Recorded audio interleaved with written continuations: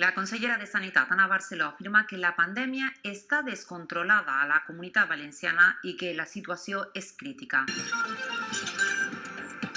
Primer cap de setmana en què els 16 municipis de més de 50.000 habitants de la Comunitat Valenciana queden confinats en el seu perímetre.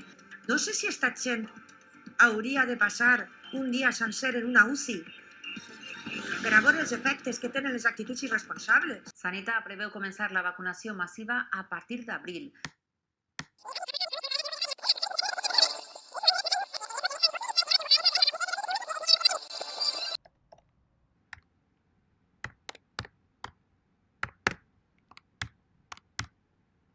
Aquí los médicos no se cansan de repetirnos que estamos ante un tipo de gripe. Es un tipo de gripe nueva, es verdad. No tenemos memoria vírica, no tenemos de momento vacuna, pero al final es un tipo de gripe que, como la gripe, afecta sobre todo a personas con defensas bajas, con situaciones de salud precaria, como las personas mayores, que es lo mismo que ocurre con la gripe común.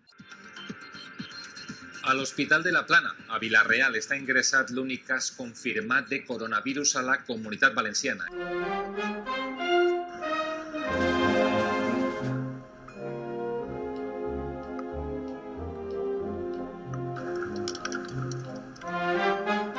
La cancel·lació passa a 10 de març i dilluns 9, al programa del Remat, jo estic parlant amb Núria Llopis i jo li dic tan tranquil al sofà. Li dic que és impensable que es cancel·len les falles perquè tenim les falles al carrer, està tot comprat, està ja tot enllestit. Per què això? Perquè una cancel·lació com la d'enguany, que es fa amb uns mesos d'antelació, amb uns dies, te la pots imaginar, però, clar, quan és així, no t'ho pots ni... És que el que comentaves, no t'ho pots ni plantejar que va succeir això. I aquest simbolisme de parar una festa que ja estava llançada a meitat, perquè a diferència d'altres festes que se van cancel·lar en mesos vista, les falles se cancel·laren a meitat. Aleshores, realment va ser un impacte molt gran. De fet, els dies previs ja se notava en la mascletà com que la gent no baixava tant, com que li tenia un poc de por, com que ja se veia vindre alguna cosa. I en els corrillos que molts tenim en este mundillo, sí que ja s'escoltava de algo a passar.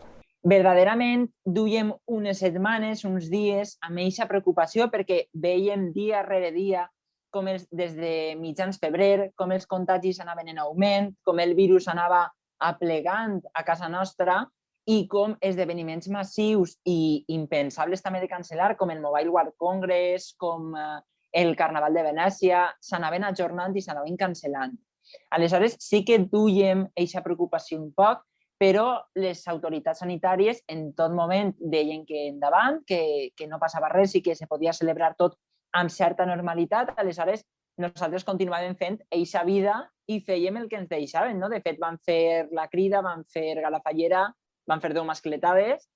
Recordo també eixe dia, el 10 de març, la mascletà va ser atípica. Atípica per moltíssimes coses. Primer per l'oratge, perquè feia un dia núvol, era tot, en l'ambient estava aquesta sensació de tensió. De fet, la gent, la premsa fallera, tota la gent preguntava què va passar avui, perquè ningú sabia molt bé el que anava a passar.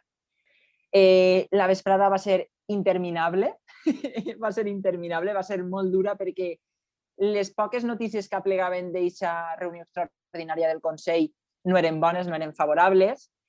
I recorde que vora les 10 menys quart de la nit, l'alcaldessa de Castelló publicava un tuit que deia: m'acaba de telefonar el molt honorable president i em comunica la cancel·lació de la festa de la Madalena per enguany. I aquest va ser el moment que ja vam dir anem a cancel·lar les falles de segur. Hemos acordado, siguiendo la instrucción del Ministerio de Sanidad, aplazar la celebración de las fiestas de las fallas y de la Madalena en toda la Comunitat Valenciana. Quan ens digueren que cancel·laven les falles, ese dia jo crec que no, que si me punxava no me traia sang. Estava, com dient, ostres, perquè jo per dins pensava, mare meua, la que se me ve professionalment damunt, si la situació està tan greu com per a agarrar a 10 de març i dir que no n'hi ha falles. I entonces jo vaig sentir una por per dins de dir, buah, això és en sèrio, Sara, això no és una gripe, això no és una coseta de no res que... No, això és gros. Són molts sentiments el que vàrem viure i va ser una cosa brutal, brutal. Jo és que estava setmana de març, cancel·lació de les falles, pensant en les coses que hauria viscut com a fallera major, pensant en el que estava visquent en present en la UCI i en els pacients. Era com un batiburrillo mental que jo és que aplegava a casa i deia dormir, però és que necessito estudiar, necessito fer més coses i pues, van ser uns dies de molt cansats. Estaven parlant de salvar vides, perquè estaven començant a morir persones per la Covid i estaven parlant del benestar de totes i tots perquè no té ningú sentit celebrar cap festa si estem deixant enrere persones. No? Aleshores, recorde que ho vam acatar com no podia ser d'una altra forma, però tenim moltíssimes incerteses. I teníem moltíssimes incerteses perquè la situació era paradoxal, perquè teníem falles al carrer, teníem alguna carpa muntada, teníem tot contractat, teníem els casals plens de menjar, de beguda, de totes les coses que es necessiten per a celebrar la Setmana Fallera. Les pirotècniques tenien tot el material, els artistes fallers amb les falles al carrer. Aleshores, era una situació tan complexa. En primer lloc, el que et ve al cap i el que sents és eixe buit, eixe sentiment, en lloc egoista, perquè verdaderament és la teua forma de vida, tant per a les falleres i els fallers com per a la ciutadania valenciana, que també gaudeix moltíssim de la festa. No? Aleshores, quedar-nos sense això era un xoc molt fort.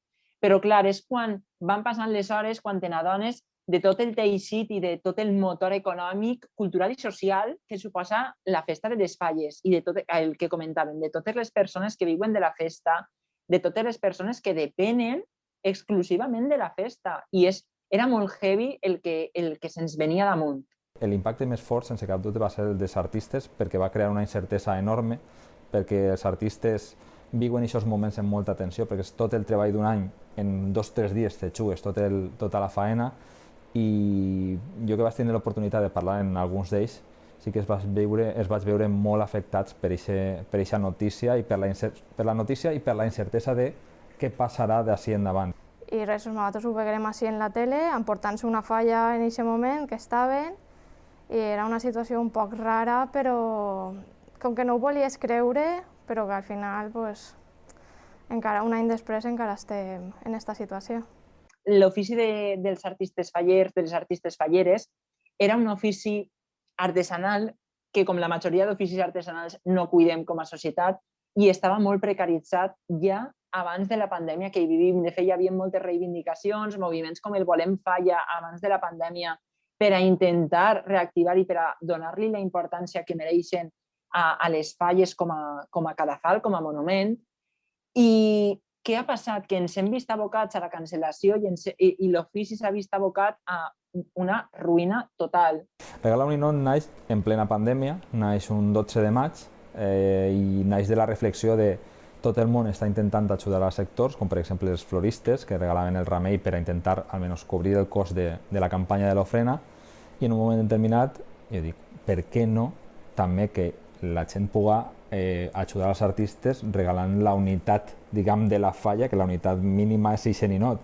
I bueno, pues això que és algo xicotet, a dia d'avui, que són vora 9 mesos llargs, s'ha convertit en una plataforma ja molt consolidada, que no sols s'ha projectat a nivell de ninot, sinó que hem anat a altres llocs per a fer coses que els artistes fallers realment sempre han fet de tota la vida. I nosaltres el que fem d'una manera molt humil és visibilitzar i dir, vale, vosaltres voleu alguna cosa dels artistes fallers, així teniu una plataforma en la qual podeu trobar una mostra del que són capaços. Iniciatives com aquesta, com regalar un ninot, suposen un alè, una xicoteta esperança per als artistes fallers, però a més també suposa una forma de reinventar-los i de redescobrir-los nosaltres mateixos com a societat i de dir, ostres, podem comptar amb ells per a fer regals, podem comptar amb ells per a fer decorats, podem comptar amb ells per a fer coses. Jo, a més en això de la campanya de Regala un ninot, jo no pensava que la gent anava a demanar tants ninots, vull dir,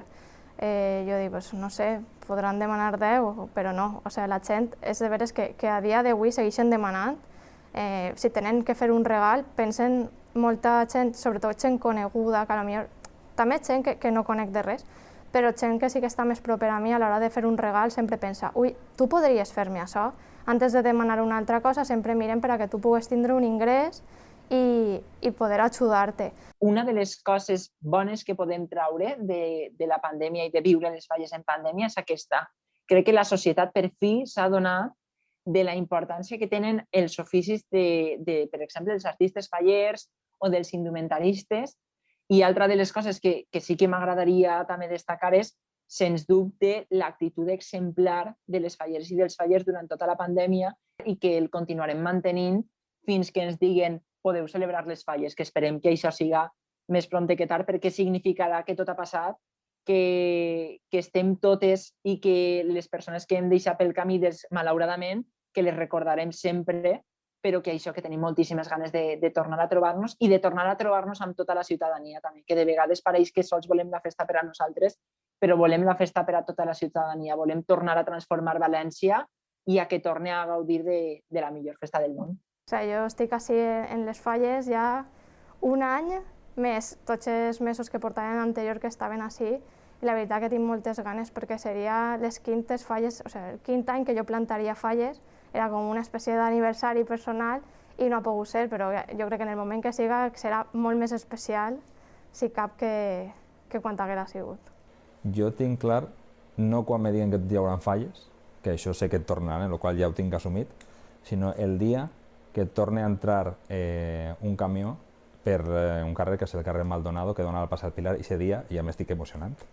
Jo ploraré, ho tinc claríssim, perquè és una cosa que és com ens van quedar ahir, a mig, i quan tornem a veure-ho, és que m'estic emocionant. Doncs això, serà pura emoció. Sempre li dic el mateix a tot el món. Quan jo estigui ahí fent la meva ofrena, diré, ja està, Sara, ja ha passat, ja està. Tot ha valgut la pena, tot el sacrifici, tot l'esforç, tot ha valgut la pena. I és el que jo li dic a la gent, perquè em dona molta ràbia quan la gent diu és que si no són en bars no són falles, és que si no són com tota la vida no són falles. Tio, valoreu les coses. És que per a mi l'oportunitat de tindre 2 o 3 actes, de poder vestir-me en els falles de la meva falla, de poder ofrenar, això per a mi és tan gran. És que jo crec que quan tinguem falles, siguen com siguen, seran unes falles, no van a ser unes falles festives, van a ser unes falles emocionals, de disfrutar-les, de gaudir de la gent que estimes, de poder abraçar a la gent, de poder disfrutar, d'anar a fer l'ofrena, de veure cremar per fi la teua falla. Sempre dic el mateix, cuideu-vos i cuideu de la gent que estimeu. I això és el més important per a passar tot això. I valoreu que un sacrifici d'ara, de deixar de fer coses que no estan permeses, és la possibilitat de fer-les en un futur. Proclamem al món sencer que ja estem en falles!